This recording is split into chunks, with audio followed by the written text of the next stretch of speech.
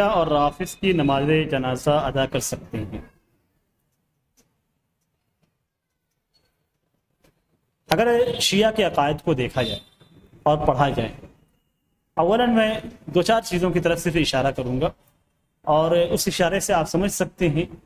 کہ شیعوں کے عقائد کیسے ہیں۔ قرآن کریم کے تعلق سے ان کی کئی کتابیں اور بڑے بڑے ان کے علماء کے جن کو وہ آیت اللہ کے نام سے یاد کرتے ہیں، یعنی سب سے بڑے عالم، کئی کتابیں ہیں کہ اللہ تبارک و تعالیٰ کی کتاب میں تحریف ہے، اور یہ ان کا عقیدہ ہے، اور اگر اس کے خلاف وہ آپ سے بیان کرتے ہیں، کہتے ہیں کہ ہم تحریف نہیں مانتے، تو یہ ان کا تقیہ ہے۔ دوسری چیز یہ کہ ان کی کتابوں کی جو باتیں میں کر رہا ہوں، اصول کافی کی، اس کے اندر ہے کہ اللہ تبارک و تعالیٰ کو بعض چیزوں کا علم نہیں رہتا، جب ہو جاتا ہے تو علم ہوتا ہے، اور اسے عقیدۃ البداع کہتے ہیں۔ یعنی اللہ تبارک و تعالیٰ کو بعض چیزوں کا علم نہیں ہوتا، انسان کر لیتا ہے، پھر اللہ کو وہ چیز معلوم ہوتی ہے۔ ان کے عقائد میں سے ہے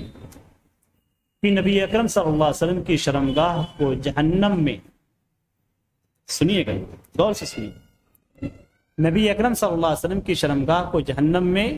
اتنی بار عذاب دیا جائے گا جتنی بار انہوں نے حضرت عائشہ رضی اللہ تعالیٰ عنہ سے مجاملت کی۔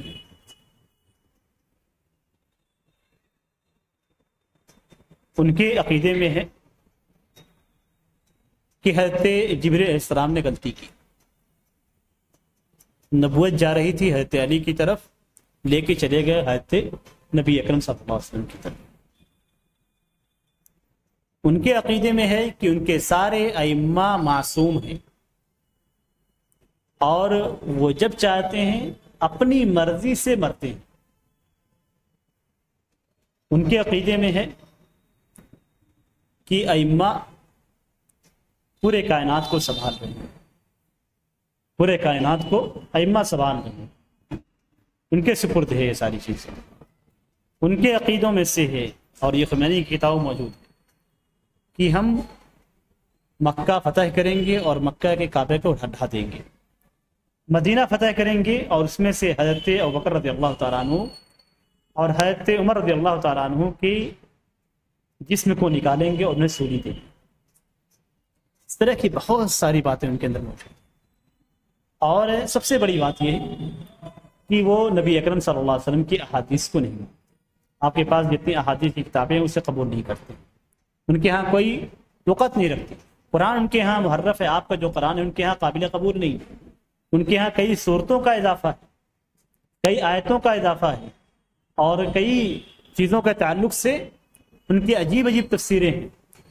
وہ یہ بھی کہتے ہیں کہ سارے صحابہ کرام مرتد ہو گئے تھے سوائے 4 اشخاص کے یا 3 لوگوں کے۔ وہ یہ بھی کہتے ہیں، ان کی کتابوں میں لکھا ہوا ہے کہ اگر موقع ملے کسی سنی کے اوپر دیوار گرانے کا تو اس کے اوپر گرا دو، کسی سنی کو قتل کرنے کا موقع ملے تو اسے قتل کر دو، یہ ان کی کتابوں میں لکھا ہوا ہے۔